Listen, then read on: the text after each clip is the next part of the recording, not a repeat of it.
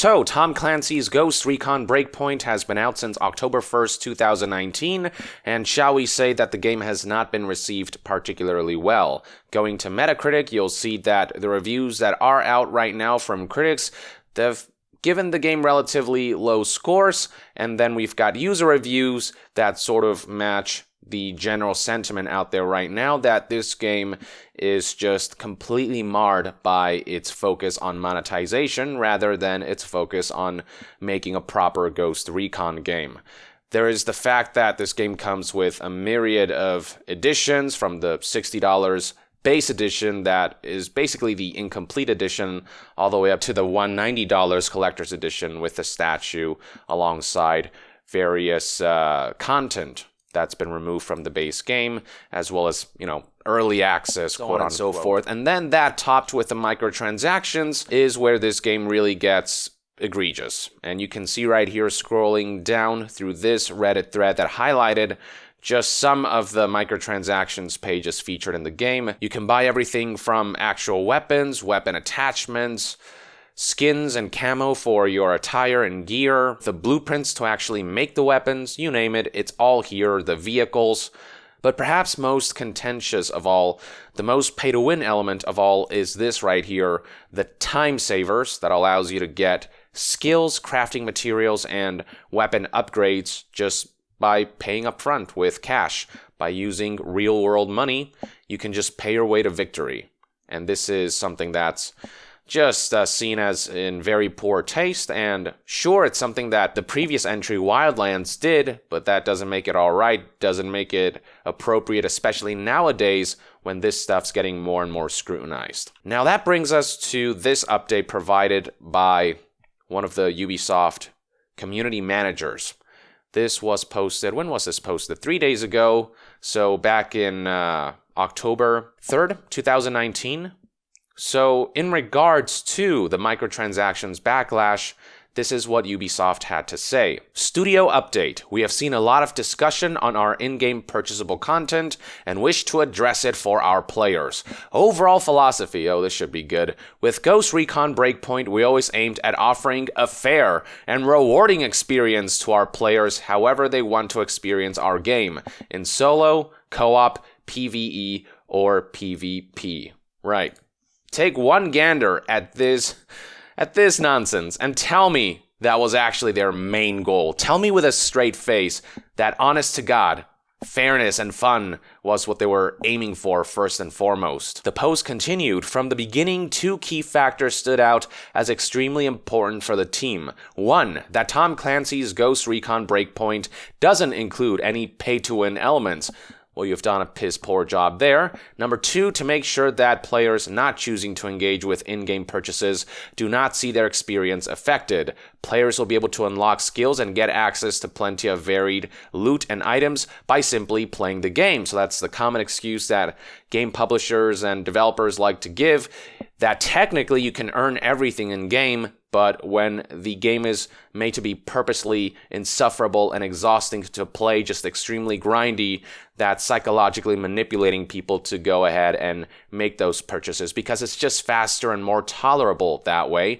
They introduce the issue of grindiness so that players have to purchase the solution that mitigates the grind. And then this right here reads, time savers. We are aware that during the early access of Tom Clancy's Ghost Recon Breakpoint on October 1st, some time saver items, skill point bundles, XP boosters, parts bundles for advanced weapon upgrades, were available for purchase for a few hours in our store, but this was not our intention and was an error on our behalf. Does anyone actually believe this nonsense?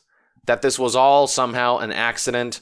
That this was released in the launch of Ghost Recon Breakpoint in error? That nobody went through the game and saw that this part of the menu existed, the time saver specifically, and now after launch, after the backlash, they checked the game again and went, oh wow, oh no, this isn't here. I thought we took it out. Ah, crap, we gotta tell the people now that we made a mistake. Yikes. Man, we should have double checked. Really? Ubisoft is claiming something along those lines is what happened behind the scenes? Come the hell on. The post then added, these items were designed as an optional way for players arriving later to the game post-launch to catch up with those who have been playing for longer and enjoy our co-op challenging endgame experiences. These time savers have since been removed from our store for now. So they're saying that, whoops, these should have gone up later. These should have gone up after the reviews, after the impressions are out there, after the game's launched. Now, here's the thing. There's just such a contradiction in this post. It talks right here that one of the key factors was that Tom Clancy's Ghost Recon Breakpoint doesn't include any pay-to-win elements.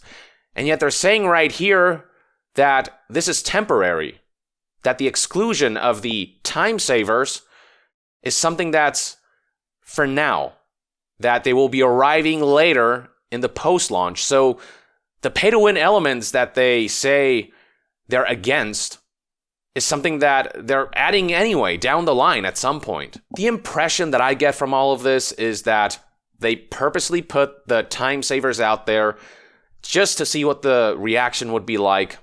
And when they saw that the backlash was just more than they anticipated, they took him out and then they made up this excuse that this was all somehow a mistake. We have seen time and again how meticulous game companies are when it comes to in-game monetization, how they plan this stuff out. Yeah, I find it hard to believe that a system like this could be shipped by accident, that the time savers could be included in the game by accident. I also find it laughable that they're touting how this is all meant to be a way for new players to catch up to more experienced players down the line, but the thing is, there are plenty of ways to do that. You don't have to monetize this aspect. You could add a gameplay feature that will allow more experienced players to play with newer players and allow them to carry the newcomer through certain levels and maybe help them level up. I mean, doesn't Borderlands 3 have a system that allows players of all levels to play together? There are plenty of creative ways to get around this issue of, the discrepancy between newcomers and players who have been playing a title for all this time and have progressed so much. Especially in a cooperative experience, there are ways to mitigate that. That does not involve just selling experience points and crafting materials and all of these things that essentially are pay to skip. That's the thing. This is all meant to have newcomers skip playing the game, skip the content, just so they can get to the highest point of progression just by paying their way through. You're paying to not play the game, which is just, a baffling idea. When you pay, you think you get more. You think you get something for what you pay for, but by paying for this stuff, you're just diluting you're getting less. And then it reads right here, time savers were not designed to grant any advantage over players choosing not to use them. That's just straight up a lie. How can they look at this and say that this wasn't designed to give anyone any advantage? How can they look at this and say that people who pay up, who are willing to pay for all of these skill points, crafting materials, and weapon upgrades, won't have an advantage over someone who doesn't have that kind of money to spend, that they won't more quickly progress? How is anyone supposed to take this post seriously?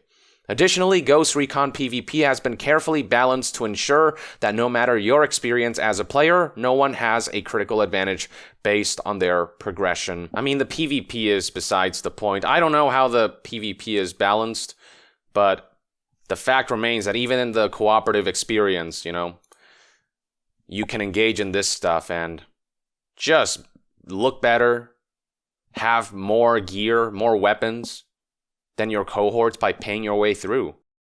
You can become powerful and have everything unlocked just by paying. And I want to emphasize that it's just the time savers that are gone.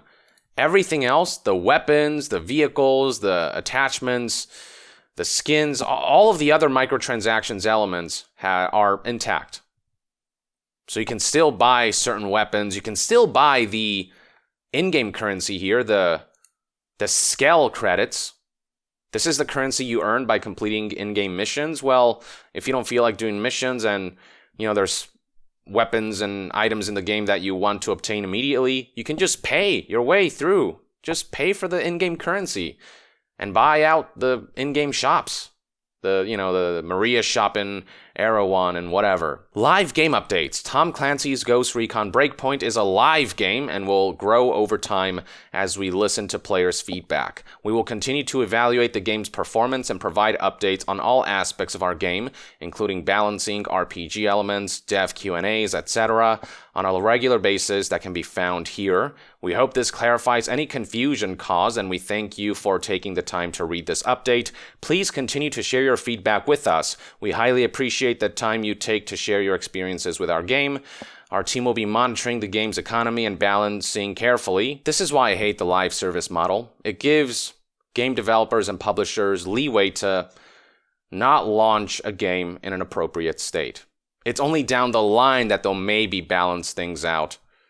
But for the people who, bought this game on day one, or week one, maybe month one, they get to see the worst version of the game. A version of the game where the publisher and developer are testing the waters, seeing how far they can push things before they have to take a step back. And yeah, this is just the developers backpedaling, given the backlash, and pretending like this was an accident. And they say bullshit like they'll listen to players' feedback, but the player feedback right now is they don't want any pay-to-win elements. They don't want any of the time savers bullcrap. They don't want the game design to be influenced by the microtransactions. And yet they say right here, well, we're going to add them down the line. We've excluded them, the time savers, from the store for now. But, post-launch, we'll add them anyway. Except people are saying don't add them. So already there is indication in this post alone, we can see that they're not listening to feedback, that they're solely focused on ensuring that they can extensively monetize this title. This lackluster title, by the way. It's just, I'm hearing all kinds of things about this game, from the buggy overall experience. The technical elements of this game are not polished at all. This feels like it needs at least a few more months in the oven. It has the Wildlands stuff, but then tacks on the looter-shooter elements. And a lot of people feel as though the looter-shooter aspect is there just to reinforce the monetization. I'd like to close off with this quote from a Forbes article on the matter that I think highlights my sentiments really well. The entire concept of time savers sure does make it seem like you're paying to not play the game you just bought. A game like Destiny, for instance, may boost new players to at least somewhere around the level of veteran players for new content releases, but they're doing that for free, and they're not just selling you power outright to skip the main thrust of progression in the game. So this highlights how there are gameplay designs that can be implemented to bypass this, to make it a better experience for newcomers. That does not involve gouging them and nickel and diming them. And yeah, the time savers, you're paying to not play the game. And what does that say about your game if you're encouraging people to skip it? So yeah, this is sort of where we're at. I just hate how dishonest this all is. From the laughable attempt to pass this off as an accident, to the fact that they're making this seem like this is a favor they're doing for us. Like the monetization systems have included the time savers is all meant to make our experience better. They're trying to make it seem like this isn't something that's in the publisher's interest, it's in our interest. We want the time savers, even though, the general consensus is that they do not belong in a premium priced minimum $60 game. So yeah, there you have it, folks. This is my take on what I think is a laughable attempt on Ubisoft's part to save face on this matter. They know what they did. They're just backpedaling and going into PR damage control with just awful excuses and a contradictory statement that says we don't want pay to win in this game, but we'll add them down the line for you. It's all for you because, we're thinking about you. Just all the usual nonsense you'd see from the worst of the AAA publishers. Let me know in the comments below what you think about all of this, and to be further updated on all things gaming news, reviews, and discussions, stay tuned right here on Young Yeah. I'll see you guys next time. Young out.